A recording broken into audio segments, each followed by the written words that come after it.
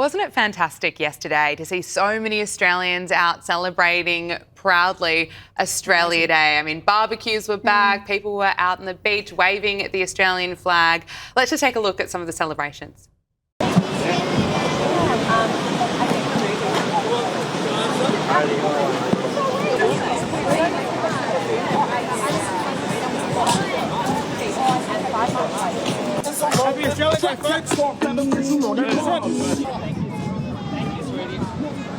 Yeah, we love to see it. And I think it's really interesting that younger Aussies are happy to keep the date. A recent Resolve Political Monitor poll conducted for the Sydney Morning Herald found that 68% of people support the date, January 26. This initially surprised me reading this. I think when I speak to a lot of millennials, some people I speak to still feel very conflicted about the date. But look, what I saw yesterday, definitely a lot of younger Australians taking part in Australia Day celebrations. So it seems like there has been this shift. What do you put it down to? I think patriotism has become cool again. I think what we saw this year is a lot of Australian flags out in public, people putting them on their cars, people wearing them, you know, all those celebrations you mentioned yesterday, a real pride. And it's fantastic to see because I think the people who were pushing to change the date really felt that Gen Z, so that 18 to 34 age group, were going to be the engine room of this. They were going to propel it forward, not the younger, much younger or even older generations who perhaps will be more traditional. But I think young people are really on board with having a weekend and celebrating our fantastic country because they see it elsewhere. They see it in the US and they see it in the UK, and so why not have it here? So if that means a revival in patriotism, I think it's fantastic. Yeah, I agree with that. And look, I speak about how much I love America, how much I love other parts of the world, and I love Australia so much, and I'm so proud to be an Australian. We are so lucky to live here. A lot happening in politics down under. There's an expected leadership spill within the Liberal Party, also that we're seeing this rise in support for One Nation. This week, Pauline Hanson, the leader of One Nation, posted on X, to celebrate the launch of a super progressive movie and Australia Day, we've put this fantastic film clip out today. When we phoned Holly Valance to write us a song for the movie, she instantly said yes. Let's just hear part of it. I'm a real diabolical lefty, a real diabolical lefty, ideology, if you hate me, I'll intimidate, I'll indoctrinate. I'm a real diabolical lefty, a real diabolical lefty. Check your bias at the door, liberty. We identify as MZV. So this song has gone to number 2 on the Apple Music charts. Louise, feel free to comment on that film clip or not, but also the rise in support for One Nation. I'd like to hear your thoughts around what you put that down to and why we're seeing that.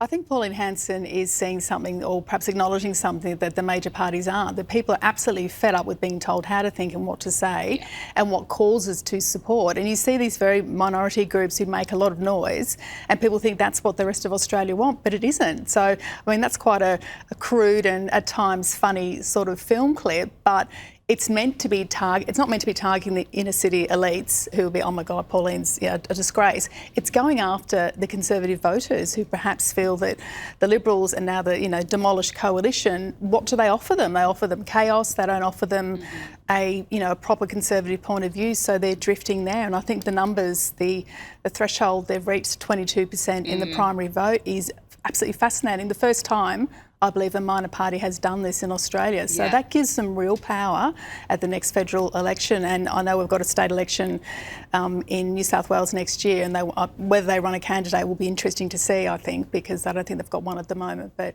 it's really showing that people feel that the major parties don't offer them anything, so they're willing to go and at least try and understand where Pauline is on certain issues. Yeah, well, watch this space.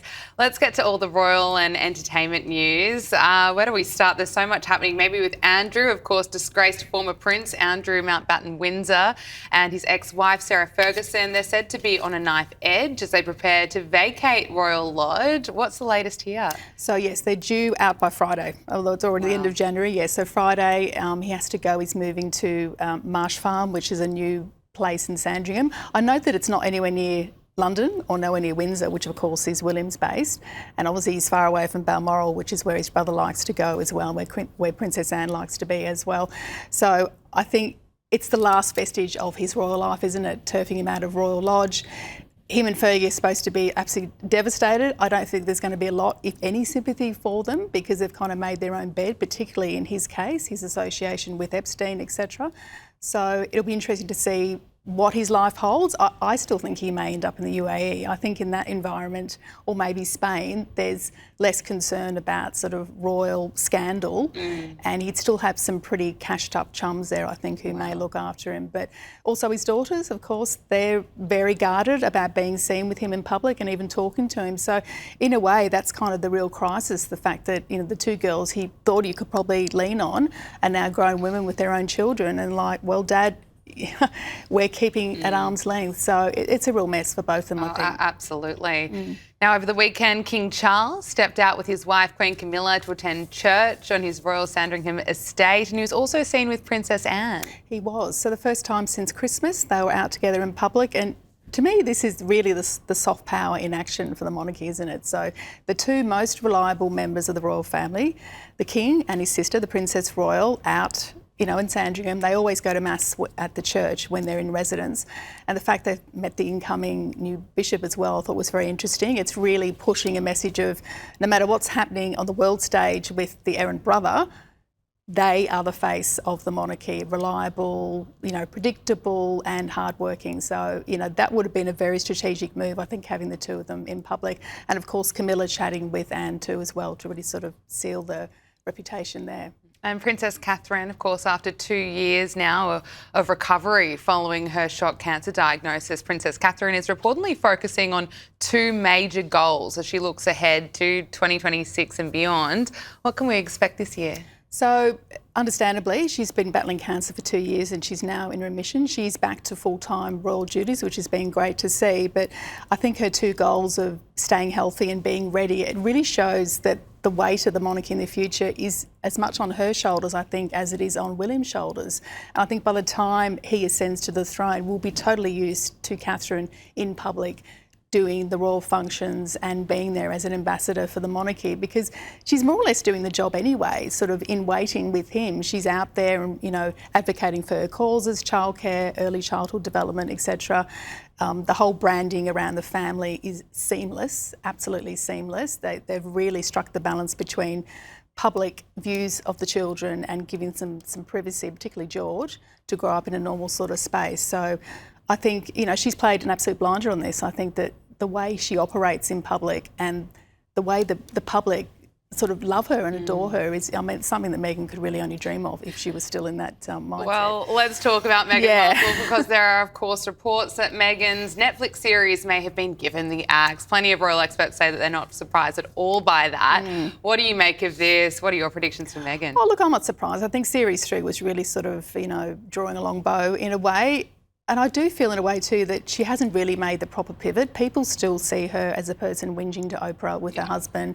They still see her as a grievance person, and the memoir from the fallout from, you know, Harry's memoir, I think, is still reverberating through the family. So I also think just because you marry a prince doesn't mean you can become a lifestyle guru. She really thought in a way she could just sort of, you know, rock up and become the new Martha Stewart. And the problem is she's inauthentic, and people have to like you to want to go into your TV kitchen or your mate's kitchen or whatever it is. So she's just, she's dropped the ball there. And I think for the rest of the year there'll be a lot of spotlight on what her plans are, and will she come up with a strategy? Probably not. I think the game changer will be if she does go to the UK mid-year with Harry, because he's going out there for some pre-events for Invictus next year. So, look, if she does go, it could be an opportunity for her to, you know, ingratiate herself with the public. But good luck. Exactly. Yeah, I think there's no way back for her with the public. I don't think so. I don't think they'd be happy to see her there. But we'll watch this space very closely. But of course, we have to get to this huge news and entertainment around the Beckhams and the fallout around that family. Victoria and David Beckham have now shared this message about memories with Brooklyn. This is kind of the first time Victoria has made public comments since her son's explosive rant on Instagram. Can you talk to us about the message from Victoria, and also I want to get your thoughts on the potential brand damage that this has done to the Beckham's brand? Yeah, look, they're all both posting sort of nostalgic comments. You can see from that photograph there, you can see David's Brooklyn tattoo very clearly there on his back. And, you know, there's some lovely footage which was taken by the photographer at the time of Brooklyn running on set and spontaneously hugging his dad, which of course is what children do. And then Victoria's part of the hug as well. So, look, it's an opportunity, I think, for them to retreat in a way. I know that from dealing with the Beckhams and seeing what they do, that when there's a crisis, they go straight into brand management on steroids, really. And that's clearly what this is as well. They can't control what Brooklyn says about them, but they can control what they pump out on social media. And I thought that was interesting too, that Victoria was at Emma Bunton's 50th on the weekend, and she posed up with the Spice Girls. And the Spice Girls is Victoria's, you know, safety blanket. That was her peak of her career 30 years ago. No one can really, you know, criticise her for that. When there was always some sort of discussion about how good a singer she was. But as far as being a brand for Spice Girls, she was 100% on board with that. So to have the girls around her, or the women rather, around her and saying how much she loved it, and David chipping in and saying, oh, it was wonderful too, I think will do a lot to boost her confidence and hopefully turn the narrative more towards them. As will it destroy Brand Beckham, what Brooklyn's done? I don't think so. I think there's a lot of experience in papering over dramas. You know, we've got the issue with David and the alleged affair many, many years ago. They managed to survive that. So I think eventually Brooklyn will come to his senses and realise that he only has one mum and dad and one family. And although he's proving a point, there is a better way to do it. There's plenty of rich kids who leave the family situation and don't blow up the whole relationship. And I think if he's looking to Harry as a great example, he should be looking well away from that. Look anywhere else. Do not look at Harry. I think we could all learn a lesson from that. Absolutely. Don't do a Brooklyn Beckham or a Prince Harry, please. But that, of course, may take some time. Louise Roberts, thank you so much for joining us. Great to see you.